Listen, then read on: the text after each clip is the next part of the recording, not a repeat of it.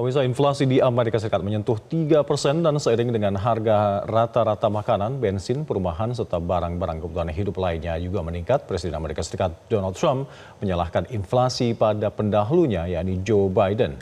Untuk mengetahui laporan selengkapnya mengenai kondisi perekonomian di Amerika Serikat, kami bergabung langsung dengan jurnalis VOA, Valdia Baraputri, di Washington DC. Selamat pagi waktu Indonesia, Valdia. Apa yang menyebabkan peningkatan inflasi ini dan bagaimana prospek ke depannya? Selamat petang waktu Washington DC, rekan-rekan dan pemirsa. Inflasi di Amerika Serikat belum terkendali.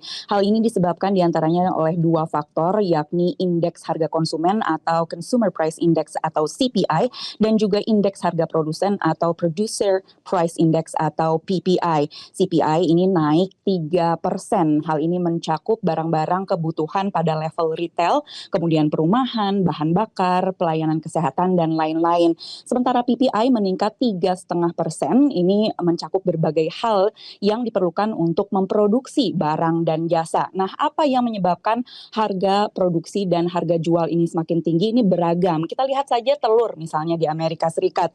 Yang Anda saksikan di layar ini, telur harganya mencapai $7 per 12 butir telur atau Rp115.000, dan per pelanggan hanya boleh membeli 2 lusin telur maksimal. Harga telur ini adalah yang peningkatannya paling tinggi sebesar 37,5% menurut data CPI, dan disebabkan oleh wabah flu burung yang telah berlangsung selama beberapa bulan di Amerika Serikat dan menyebabkan telur langka. Dan hal inilah atau situasi inilah yang seringkali ditemukan di berbagai supermarket di Amerika Serikat. Nah, pengamat menilai harga-harga barang ini tidak akan bisa diperbaiki sampai masalah-masalah supply diperbaiki. Nah, sementara itu Presiden AS Donald Trump pada kampanyenya mengatakan akan menurunkan harga barang-barang pada hari pertama ia menjabat. Nah, meskipun para analis mengatakan bahwa ia mewarisi kondisi perekonomian Amerika Serikat yang relatif stabil, terkait inflasi ini ia menyalahkan pendahulunya Joe Biden. Nah, terkait langkah ekonomi, Trump pada minggu ini mengatakan bahwa ia akan mengumumkan tarif pada bulan depan atau lebih cepat pada berbagai komoditi seperti kayu, kemudian semikonduktor, mobil, dan juga barang-barang farmasi. Nah, terkait tarif juga, Trump mengatakan bahwa ia dapat memberikan tarif 150% pada negara-negara anggota BRICS, termasuk Indonesia di dalamnya, jika mereka dalam tanda kutip mencoba menghancurkan dolar Amerika Serikat dengan menggunakan mata uang lain untuk saling berdagang atau bertransaksi dengan satu sama lain. Nah, pengenaan tarif ini dikhawatirkan juga bisa mendorong atau mendongkrak CPI atau PPI tadi dan justru membuat inflasi semakin tinggi.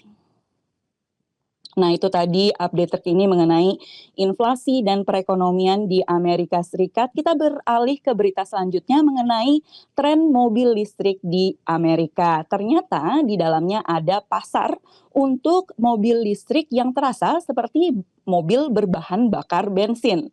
Berikut liputan selengkapnya. Ini terdengar seperti mesin mobil, dan mungkin terasa seperti mesin mobil biasa. Tapi penggerak mobil Dodge Charger terbaru ini sama sekali bukan mesin bensin biasa.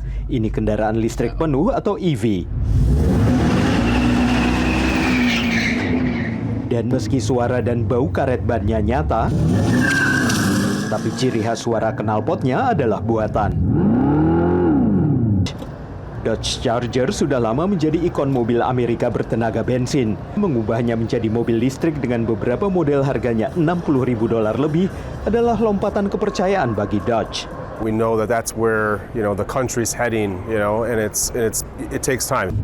Adanya insentif pajak hingga $7.500 yang menjadi bagian Undang-Undang Pengurangan Inflasi pemerintahan Biden tahun 2022 membantu membuat mobil listrik mahal yang diproduksi di Amerika menjadi lebih terjangkau. Presiden Trump telah mengisyaratkan rencana mengakhiri insentif ini, tapi menurut Ryan, insentif bukanlah faktor utama pengembangan Charger versi listrik. You're getting a different customer coming to this vehicle, right? That's not their first their first and foremost thought. Namun insentif telah membantu mendorong lonjakan pembelian EV di Amerika tahun lalu. Cox Automotive melaporkan ada sekitar 1,3 juta kendaraan baru yang terjual, meningkat 7,3% dibanding tahun 2023. Toyota has 19 electrified vehicles, so that includes hybrids, plug-in hybrids, fuel cell EV, and electric vehicles. Matt Trier adalah spesialis produk di perusahaan mobil Jepang Toyota. Almost 30% of what we sell is now some kind of electrified vehicle. Tapi tidak satu pun produk Toyota yang memenuhi syarat untuk mendapat insentif pajak kendaraan listrik federal.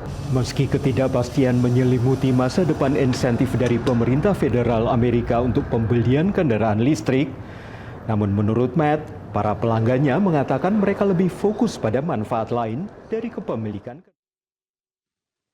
Nah pemirsa, itu dia update dan berita-berita terbaru dari Amerika Serikat. Kembali ke studio di Jakarta.